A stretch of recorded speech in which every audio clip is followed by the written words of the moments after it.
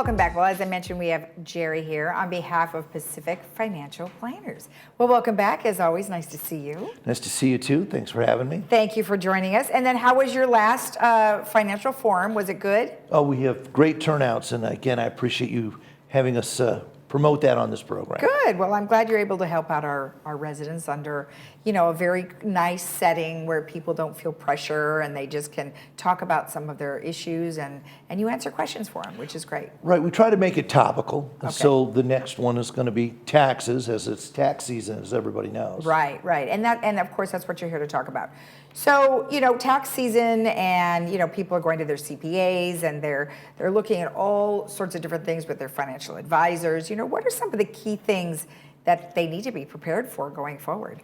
Well, the key is there's a huge difference between tax preparation and tax planning. And so what they've got to do is understand that there's not a lot you can do for 2022 anymore. Right. But that's what they're going to their CPA for, is kind of a recording of history. Mm-hmm. And yes, the way CPA records it maybe can make some advantages, et cetera. But through tax planning, they can really set themselves up to be lower not only this year, but next year and in all the subsequent years. So that's a really integral part. And they got to make sure that their advisor does some tax planning, because taxes are very complicated. Well, exactly, especially when it comes to probably any type of losses you may have had, or you sell stocks, you got to pay taxes on that. So some of the things that you have outlined, there's a lot of different things. There's taxed always, tax-free, and tax deferred. Correct. So what does that mean? People talk about diversification and they think, okay, we should have some international, we should have some bonds, maybe some stocks or mutual funds, et cetera.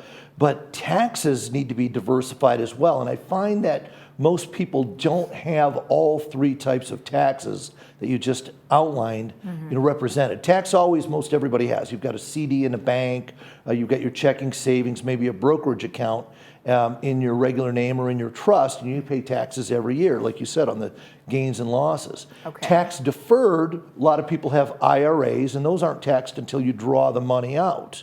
Okay. But then taxed never are things like Roth IRAs, tax-free municipal bonds, some form of insurance. And you can control your taxes in retirement more than any other time in your life by having those different tax brackets, if you will, categories, not brackets, categories represented in your portfolio. And to the degree that you make some of these shifts today, while it won't help your taxes for 2022, it'll help for 2023 and beyond. And you could really control your taxes in retirement more than any other point in your life, unless if maybe you had your own business. So how does somebody get tax-free on, let's say, an IRA? So how do they do that? Well, on an IRA, you can't. But on that, because that's tax deferred already. Gotcha. And when you draw it off, it's like toothpaste coming out of the tube. Once it's out, you have to pay the taxes. Okay. But then what do you do with the money? Because it'll be subsequently taxed always with, let's say, your trust assets, et cetera. Now, for a number of years, interest rates were super low, but we've talked about how interest rates have come back quite a bit. And now there's things that are taxed never, like municipal bonds, or converting a little bit extra of what you take out of your IRA into a Roth IRA. Okay. And then you could create that taxed never category, which is pretty good. Okay. And in addition, Lisa, there's types of dividends as well. Okay. And there's qualified and non-qualified dividends, and they're taxed differently.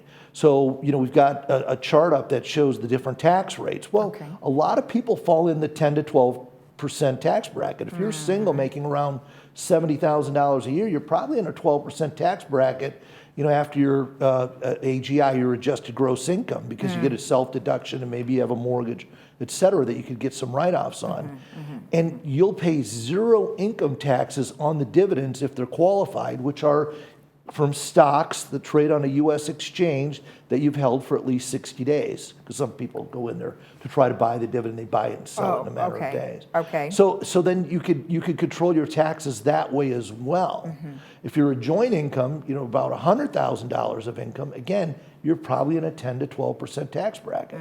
And even then, let's say you're a higher income than that, you're going to pay like a capital gains rate, maybe 15% versus ordinary income, which would be 22 or 24%. Right. So there's ways to control the taxation on your dividends as well, and reduce that down. I mean, it's a very complicated subject that people say, well, I want to make more money in the market. I want the next Google or the next Microsoft as they come out. Well, what if every year we could just pay your fair share to Uncle Sam and keep more for you? Isn't that a more consistent strategy for making money?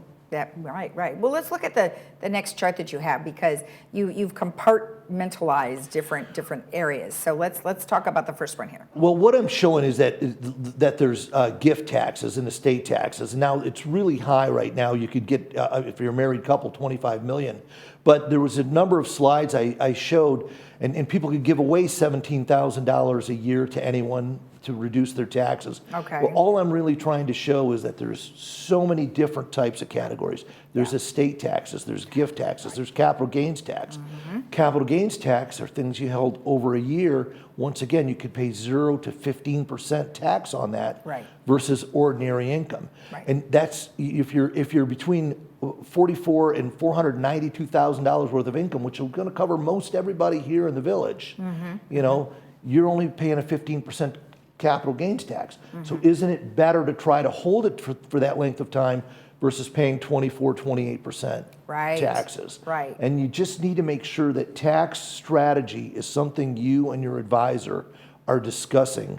And at the financial forum, I'll give people the questions, if you will, to take back to their advisors that they can discuss. Perfect. And anything that they have when they're doing their taxes or some things that their CPAs say, they can come to the financial forum and we can discuss it.